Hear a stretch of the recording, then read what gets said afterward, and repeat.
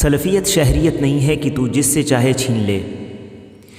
Medina की जामिया अल-बलवी में 1446 हिजरी के सफ़र के महीने में मुनाकिद एक दौरा इल्मिया में मनहजी गलतियों में से एक गलती की निशानदेही करते हुए शेख अब्दुल्लाह इब्न अब्दुल अज़ीज़ अल-अनक़री हफ़िज़हुल्लाह कहते हैं, خطورة التبديع الفوضوي لا تظن أن البدعة باب مفتوح لك، كل من أغضبك قلت مبتدع ليس بسلفي. السلفية ليست لك، السلفية دين الله ليست جنسية تسحبها من أحد، فاحذر غاية الحذر، فإنك قذفك أحد بأنه ليس بسلفي شديد جدا للغاية، لأنك تقذفه في دينه. وإذا كنت إذا قذفت أحدا في عرضه لزمك الحد الشرعي.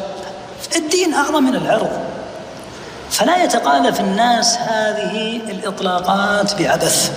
शेख कहते हैं कि किसी की बेज़ाब्तगी से तब्दील करना यानी बग़ैर शरई ज़ाब्तों को मलहूज़ ख़ातिर रख कर किसी को बिदाती या सलफ़ियत से ख़ारिज करना, ये मत समझो कि बिदअत तुम्हारे लिए खुला दरवाज़ा है। जो तुझे नाराज़ कर दे तू कहे कि ये बिदअती है, ये सलफ़ी नहीं है। सलफ़ियत तुम्हारी नहीं है, ये अल्लाह का दीन है। ये कोई शहरियत नहीं है कि तू जिससे चाहे छीन ले।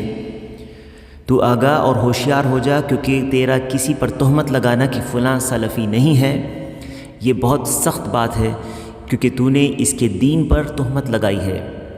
जब तू किसी की इज़्ज़त पर तोहमत लगाता है तो तुझ पर शरई हद लाजिम आती है, तो फिर दीन तो इज़्ज़त और आबरू से भी बड़ी चीज़ है। लिहाजा लोगों पर इस तरह के इतलाक़ात बेवजह बेकार नहीं लगाए जाते हैं। إذا قيل إنه خرج عن مذهب السلف تحدد شيئا واضحا.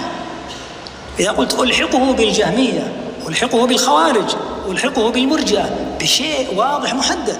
أما كل من سخط على آخر أخرجه من السلفية، السلفية ليست لك، السلفية دين الله.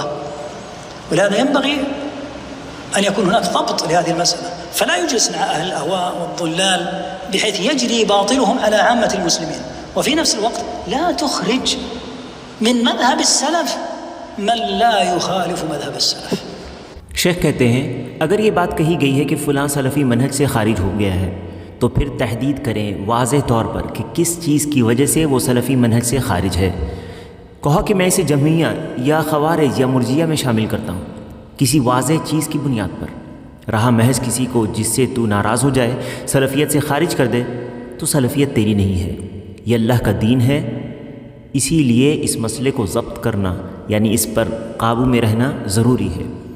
एक तरफ जहाँ ख्वाहिश परस्त बिदअतियों और गुमराहों के साथ उठना बैठना नहीं चाहिए कि इनसे बातिल आम मुसलमानों में सरायत कर जाए, वहीं दूसरी तरफ उन लोगों को सलफ़ियत से मत ख़ारिज कर दो जो सलफ़ के मज़हब की मुखालफत नहीं करते हैं।